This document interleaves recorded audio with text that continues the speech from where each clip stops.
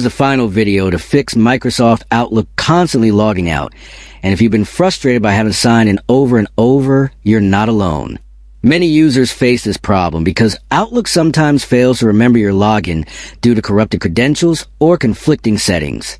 Most solutions you find online are long, confusing, and full of steps that are hard to follow, which waste your time. But today on Rexist, I'll show you a simple trick that stops Outlook from logging you out without any complicated steps. It only takes a few clicks to reset your credentials and tweak a key setting so Outlook stays signed in.